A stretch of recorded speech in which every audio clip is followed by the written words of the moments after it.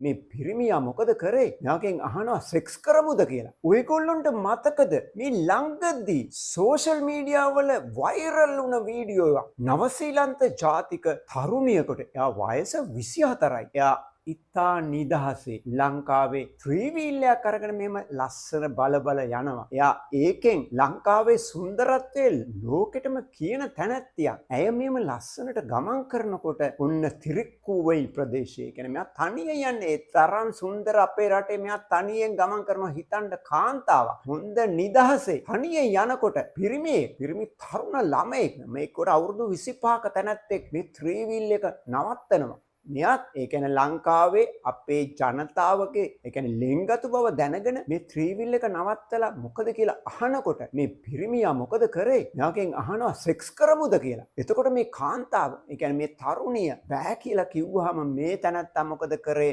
ලිංගික අවයව පෙන්නුවා. එහෙම ලිංගික අවයව පෙන්වන්න පුළුවන්ද? මේ තැනත්තියකින් වෙලාවට රෙකෝඩ් වුණා. රෙකෝඩ් වෙලා මෙයා ඉක්මනටම පොලිසියට පැමිණිලි කරා. පැමිණිලි කරාම පොලිසියෙන් කරේ මේ තැනත්තව හොයන්න උත්සාහ කරා. බොහොම අමාරුවෙන්. බලනකොට මෙයා විවාහ වෙච්ච තැනැත්ත. එයාට ළමයෙකුත් ඉන්නවා. අවුරුදු 25යි. මෙයාගේ බිරිඳගෙන් ගිහිල්ලා කට උත්තර ගත්තාම බිරිඳ කිව්වා ගෙදර හිටියේ නෑ කියලා. ඊට පස්සේ වෙන තැනකට ගිහිල්ලා බොහොම අමාරුවෙන් මේ තැනැත්තව අත්අඩංගුවට ගත්තා. දැන් අත්අඩංගුවට අරන් ඉන්නේ. දැන් මේ තැනැත්තව පොලිසියෙන් අත්අඩංගුවට අරගෙන අධිකරණයට ඉදිරිපත් කරලා තියෙන්නේ. දැන් අධිකරණයේදී ඔප්පු කරනවා කොහොමද මේ තැනැත්තා මේ වරද කරාද? එහෙනම් කොහොමද මේ නඩුව ඉදිරියට පවත්වාගෙන යන්නේ කියලා. අපේ බොහොම පිරිමින් හිතාගෙන ඉන්නේ කාන්තාවක් කියන්නේ බඩුවක් කියලා. හරියට නිකන් කෙලි බඩුවක් කියලා. ඒක හැම හිතන්න එපා. සුදුහමක් දැක්කහම හැම වෙලේම සෙක්ස් කරන්න පුළුවන් කියලා. එහෙම කරන්න බෑ. ඒ කාන්තාවන් ලස්සනට ඇඳලා ඉන්නේ. ඒ කට්ටිය ඒ ලස්සනට ඇඳලා ලංකාවේ සතුටෙන් ඇවිදගෙන යනකොට ඒගොල්ලෝ විලාසිතා කරනවා. එතකොට අපේ අය හිතන්නේ ඒක නිකන් විලාසිතාවත් වැරදියට අවබෝධ කරගෙන ඒ කට්ටියත් එක්ක හැම වෙලේම සෙක්ස් කරන්න පුළුවන්. එහෙම කරන්න බෑ. ඒ කට්ටිය වැදගත් මිනිසුන් ලංකාවට එන්නේ ලංකාවේ සුන්දරත්වය නරඹන්න. හැම කාන්තාවක්ම එහෙමයි. ලාංකික කාන්තාවන් පවා අපහසුතාවයට පත් වෙනවා අපේ පිරිමින් නිසා. ඔයගොල්ලෝ දන්නේ නැහැ මේකේ නීතිය මොකද්ද කියලා. ඇත්තටම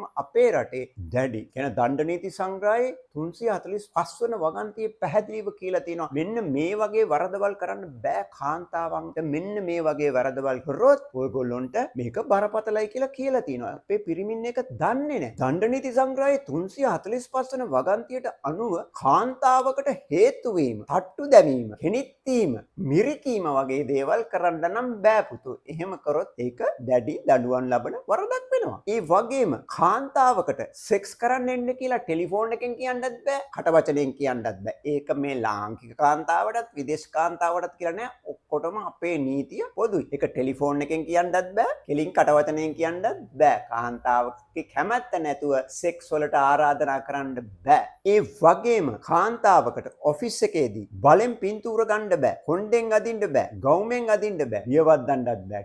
මේ වගේ වැරදි කරලා අධිකරණයේ දඬුවම් ලැබුවොත්, ඒ කියන්නේ අධිකරණයෙන් ඔයා වැරදිකාරයා කියලා නියම කරොත් දණ්ඩ නීති සංග්‍රහයේ 345 වන වගන්තියට අනුව බරපතල වැඩ ඇතිව වසර 5ක සිර දඬුවම්ද දඩේකට යටත් වෙන්න වෙනවා. ඒකින් දැන් මේ වගේ දේවල් කරනකොට දෙපාරක් හිතන්න.